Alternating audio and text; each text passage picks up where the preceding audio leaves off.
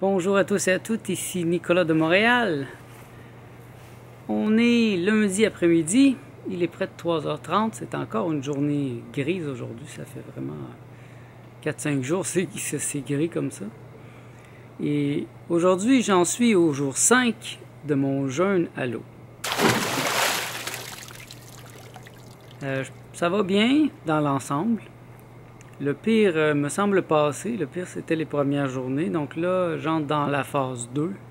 C'est une autre phase où le corps s'habitue et là commence vraiment à transformer le gras en nourriture. J'ai pas vraiment de symptômes. J'ai pas mal à la tête. Je me sens bien. J'ai des symptômes, dans le fond, c'est vrai. Je me sens vraiment au ralenti. Et mon énergie... Mes réserves d'énergie sont très basses. Un peu comme une batterie qui est à peine rechargée. Donc, je ne peux pas bouger beaucoup. J'ai besoin de m'asseoir, de me reposer. Vous voyez, aujourd'hui, j'ai quand même beaucoup de travail, mais j'ai pris 5 fois plus de breaks que d'habitude. Donc, j'arrête à toutes les heures, toutes les 45 minutes. Je m'en vais m'étendre sur mon lit et je relaxe. Mon chat vient me rejoindre et se couche avec moi. Et ça me fait du bien. Je me sens bien à l'intérieur, vraiment. Je suis comme heureux, lumineux. C'est un bonheur lumineux, je suis vraiment bien. C'est juste mon corps physique là, qui est fatigué, mais j'ai pas mal. J'ai pas vraiment de maladie grave, donc le jeûne ne va pas être une expérience difficile en ce sens. Parce que beaucoup de gens entreprennent un jeûne à l'eau parce qu'ils sont malades, donc c'est sûr, ils ont des symptômes très important et c'est difficile pour eux, mais moi je suis dans un mode préventif présentement. Donc, il y a quand même une réparation qui se fait à l'intérieur, une guérison, je le sens. J'ai la gorge un peu remplie de mucus, comme vous l'avez vu dans les dernières vidéos, je perds un peu la voix. Aujourd'hui c'est un peu mieux. Et j'ai pas faim. La faim est partie. J'ai même à peine soif. Je bois très peu. Je bois juste quelques gorgées pour me faire enlever le goût dans la bouche. Un mauvais goût dans la bouche. Un goût mauvais. Et je sens que mes poumons sont remplis de mucus. La respiration n'est pas aussi facile que d'habitude. Par moments, c'est le plus difficile en fait, c'est pas l'aspect physique, je vais vous dire. C'est plutôt l'aspect mental. Parce que j'ai des longueurs, et aujourd'hui, quand je prenais des breaks, des goûts d'aliments me viennent, même des aliments que je mange plus depuis longtemps. Pizza, des pâtes. Et ça me vient, et je vois bien que dans la majorité des cas, si j'étais dans un mode normal, j'irais me prendre quelque chose, j'irais manger un petit quelque chose. Et là, je peux pas. Et c'est là la difficulté, c'est de me maîtriser. Maîtriser mes émotions, maîtriser tout ce qui vient. Parce que les émotions, bien sûr, j'en ai plein qui montent présentement, mais les émotions sont généralement attachées à un désir de nourriture, à quelque chose qui vient compléter ou faire diverger l'émotion. Beaucoup de gens vont manger pour se punir. J'en connais des gens comme ça. Pour se punir, ils vont manger quelque chose qu'ils savent que c'est pas bon pour eux. Ou encore là, c'est plus une gratification, un cadeau.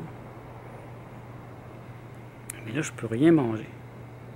Et j'ai encore les images d'hier, chez Gaétan Bonneau, les fruits, surtout les mangues, où les mangues ont attiré mon attention. Et j'y pense beaucoup aujourd'hui. Elles sont tellement délicieuses, elles fondent dans la bouche, ces mangues-là. Les mangues à tout le faux. Elles sont pas chères en plus. Mais bon,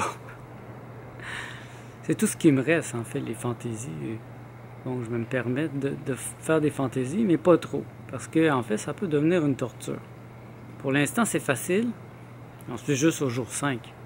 Mais je me rappelle l'année passée, au jour 24, 23, où je pensais, j'étais obsédé par la nourriture. J'y pensais toujours. J'écoutais des films à propos de ça, je lisais des livres, je rêvais que je mangeais. Et c'est pour ça que j'ai arrêté après 24 jours. J'en pouvais plus, je pensais juste à ça, j'étais comme obsédé. Mais j'en suis pas encore là. Je peux pas encore penser au futur parce que je suis tellement juste au début de mon jeûne que je pense que je suis mieux de penser à l'instant présent, le ici maintenant. Et ça me rappelle à quelque chose de très important en spiritualité, le ici maintenant. L'éveil est dans le ici maintenant. Et la réussite de mon jeûne est dans le ici maintenant. Chaque pas doit être fait avec conscience. C'est pas important de finir si j'ai rien compris, si j'ai rien intégré. Il y a des choses que je dois intégrer. Je dois faire des coupures avec certaines personnes, certains objets, certaines situations. Et ça doit se faire en harmonie. Ça ne doit pas se faire de manière stupide, égoïste. Mais c'est évident maintenant. Il y a des gens, il y a des choses, des objets, des choses qui n'ont plus leur place dans ma vie, qui font partie d'une autre partie de ma vie. Et que si je les accepte, bien ça me brime, ça m'empêche de grandir. Un peu comme un arbre ou un arbuste qui est en dessous d'une table. À un moment donné, il se cogne à la table et là, qu'est-ce qu'il fait? Il va diverger ou il va mourir. Moi, je ne veux pas diverger, je veux enlever la table. Je veux pas de table au-dessus de moi, je veux être libre. Je veux pousser droite. Et je trouve que trop de gens acceptent les contraintes qui sont mises par eux et les contraintes qui sont mises par les autres. Les gens qu'ils aiment, c'est difficile de résister à des gens qu'on aime. Un conjoint, une conjointe, des enfants, les parents, les grands-parents. Mais pour se trouver et pour être soi-même, parfois il faut résister à ces gens. Il faut leur dire non merci. C'est-à-dire, j'ai le droit de pousser droite. Tassez-vous de mon chemin. Et là, je dois le faire en douceur, avec délicatesse aussi. Et je pense que je vais réussir. Je me sens en pleine maîtrise et je suis très résolu. Une grande résolution en moi. Je vais passer à travers ce jeûne. Je vais voir où ça me mène. Puis après, je recommencerai à manger. Puis je vais être heureux parce que je vais avoir guéri des grandes choses en moi. Et je me rappelle l'année passée, mon jeûne à l'eau de 25 jours. Je me suis senti vraiment bien après. Je me suis senti guéri. J'ai senti que je m'étais donné le plus beau cadeau du monde. Et cette année, je veux le refaire. Et j'ai bien travaillé cette année. J'ai mangé végétalien, j'ai mangé 95% cru. J'ai enlevé de ma maison beaucoup de détergents, des choses toxiques. C'était un grand, grand changement. Et puis je l'ai fait avec force, intelligence. Et Martha, elle est très ouverte, elle m'a suivi. Et là, Martha est en train de se convertir peu à peu au crudivorisme. Elle est en train de lire le livre que j'ai lu dernièrement, The Live Food Factor, par Susan Schenck. Et elle est prise dans le livre, là. Et elle me parle de vouloir commencer à manger cru. Ça, je suis content. Parce que Martha, je suis très heureux qu'elle fasse son jeûne au jus. Je ne pense pas qu'elle est prête maintenant pour faire un jeûne à l'eau, mais le jeûne de jus a déjà des effets incroyables sur elle. Elle a maigri, près de 10 livres déjà. Et une chose, moi, plus importante, c'est qu'elle toussait beaucoup. Vous avez peut-être vu dans certaines vidéos des dernières semaines où elle toussait. Elle toussait beaucoup, elle toussait fort. Et dès qu'elle a commencé le jeûne au jus, elle a arrêté. Et je lui ai fait remarquer. Donc, pour moi, c'est assez clair que tout était provoqué par quelque chose qu'elle mangeait. Et elle mangeait quand même beaucoup de nourriture cuite. Elle est végétarienne, presque même végétalienne. Elle mangeait beaucoup de nourriture cuite. Et c'était surtout biologique, mais elle mangeait aussi les champignons shiitake du paradis végétarien. Et ça, moi j'avais toujours mes doutes là-dessus. C'est très bon, c'est délicieux au goût, mais il y a certains ingrédients qui sont pas très clairs.